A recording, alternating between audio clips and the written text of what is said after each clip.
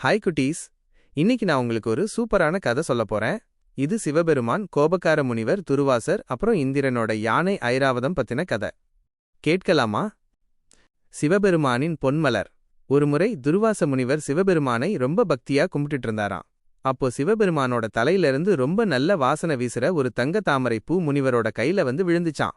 முனிவர் அந்த பூவை ரொம்ப ஆசையா வாங்கிக்கிட்டு, சரி, இதை இந்திரன் கிட்ட கொடுக்கலாம்னு நேரா தேவலோகம் போனார். இந்திரனின் தலைக்கணம்.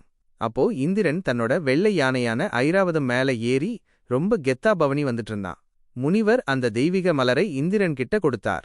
ஆனா இந்திரன் அந்த பூவோட பெருமை தெரியாம ஏனோதானோன்னு ஒரு கையால வாங்கி அந்த யானையோட தலையில வச்சிட்டான். அந்த வெள்ளை யானை என்ன பண்ணுச்சு தெரியுமா? அதுக்கு ரொம்ப திமிர். அந்த பூவை அப்படியே தும்பிக்கையால எடுத்து கீழே போட்டு காலை வச்சு நசுக்கிடுச்சு. முனிவரின் கோபம், சாபம். இதை பார்த்ததும் துர்வாச முனிவருக்கு செம்ம கோபம் வந்துடுச்சு. சிவபெருமான் கொடுத்த பூவை அவமதிச்சிட்டீங்களேன்னு கத்துனாரு. இந்திரனே, நீயும் பிரம்மாவும் விஷ்ணுவும் இவ்வளவு சந்தோஷமா இருக்கிறதுக்கு காரணமே அந்த சிவபெருமான் தான். அத மறந்துட்டு இவ்வளவு ஆட்டம் ஆடுறியா?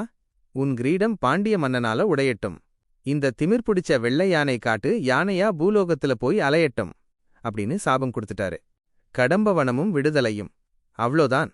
அந்த அழகான வெள்ளை யானை சாதாரண காட்டு யானையா மாறி காடு மேடெல்லாம் அலைஞ்சு திரிஞ்சுது.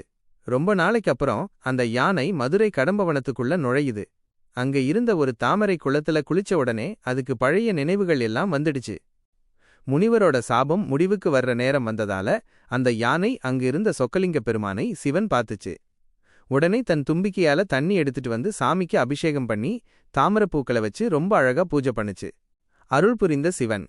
யானையோட அன்பை பார்த்த சிவபெருமான் மனசு குளிர்ந்து நேர்ல வந்துட்டாரு.